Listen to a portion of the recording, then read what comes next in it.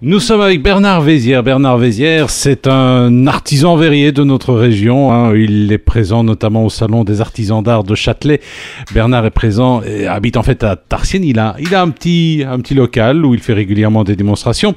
Alors Bernard, d'où t'es venue cette passion du verre? Eh bien, tout d'abord, mon arrière-grand-père était un souffleur de verre.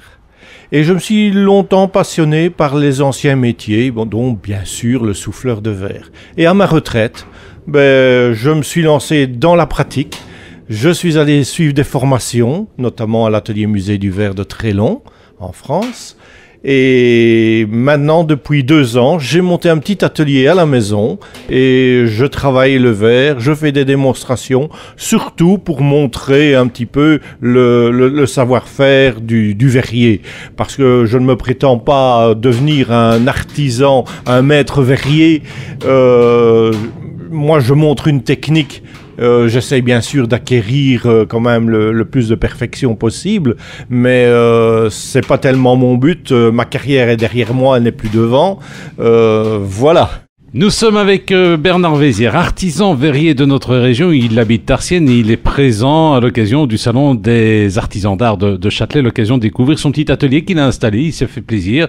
À la retraite, il a décidé de construire cet atelier de verre. Alors, il est quand même bien doté. Quand on arrive, on voit 2 énormes bonbonnes de gaz qui alimentent un four. Tout ça est fait main? Tout ça est fait main, bien sûr, parce que l'achat de matériel verrier coûte excessivement cher. Et pour une petite entreprise, je vais dire une petite fonction accessoire, il n'est pas nécessaire d'avoir d'énormes matériels surtout. Et voilà, donc je me suis lancé dans la fabrication Alors c'est un four, quelle est sa capacité? Comment ça se passe? On voit une porte, il chauffe à combien de degrés? Mais c'est un four qui monte à 1150 degrés pour avoir un verre suffisamment fluide pour pouvoir le travailler. Donc je l'ai construit en briques réfractaires, il est alimenté par un brûleur propane de 33 kW. Ce qui me consomme quand même une bonbonne de 46 kg par journée de travail, ce qui n'est quand même pas mal, voilà. En plus, il y a un deuxième four qui, lui, est chauffé à l'électricité pour refroidir les pièces. En fait, c'est ce qu'on appelle le four de recuisson. Il refroidit les pièces tout doucement pour éliminer les tensions internes qu'il y a dans le verre lorsqu'on a terminé une pièce. Nous sommes avec Bernard Vézières, artisan verrier. Il est présent à l'occasion du Salon des artisans d'art de Châtelet. Il possède son petit atelier ici à Tarsienne. Alors, qu'est-ce que tu fabriques comme ça exactement comme matière? Des vases, des verres Oui, vu la capacité du four, je ne sais pas me permettre de faire d'énormes pièces parce que c'est un four qui a une capacité de entre 10 et 15 kg de verre.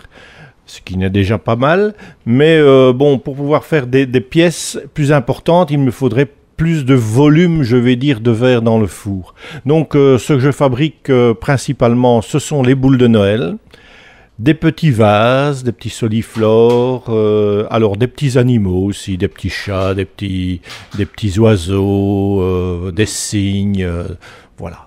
Alors tout ça, c'est au départ un modèle que tu conçois, ou alors c'est un peu le hasard, on y va, allez, on fonce et on fabrique une pièce? Non, avant de pouvoir fabriquer une pièce, il faut en avoir l'idée au départ, voir un petit peu ce que l'on va faire, parce que le verre refroidissant très vite, il faut les outils ad hoc à portée de main.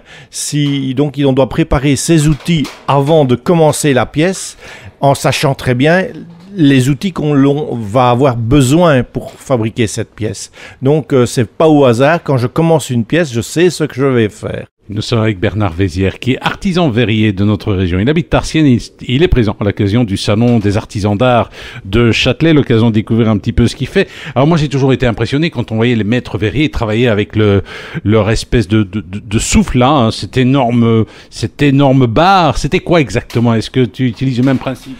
Oui, c'est tout à fait le même principe, donc qu'on utilisait déjà dans l'Antiquité. Ce sont des cannes de verrier donc qui résiste à la chaleur pour pouvoir prendre ce verre à 1150 degrés et on souffle à l'intérieur pour créer une bulle, ou alors on prend des cannes pleines pour d'autres objets qui n'ont pas besoin à ce moment-là d'avoir un intérieur soufflé, quoi. Oui, il faut du souffle, hein. Il faut quand même avoir une bonne santé, hein. Il faut sans doute une bonne santé, mais disons, le souffle, il se gère en ce sens que, bon, tant que le verre est chaud, c'est relativement facile à souffler à l'intérieur pour le gonfler. Bien sûr, lorsque celui-ci refroidit, c'est beaucoup plus dur, donc il faut souffler davantage. Eh bien, nous étions avec Bernard Vézières, artisan verrier de notre région. L'occasion de parler de son petit atelier qui est situé ici à la rue du Lume-Sonnerie, au numéro 57 à Tarsienne. Il y a un site internet, hein, je crois. Tout à fait. Il y a un site internet, www.terre-et-vert.be. Alors, terre et vert, pourquoi? Terre et vert parce que aussi je fabrique de la céramique. Et bon, comme j'avais un atelier de verre, j'y mets également du verre pilé, donc un peu les déchets de la verrerie.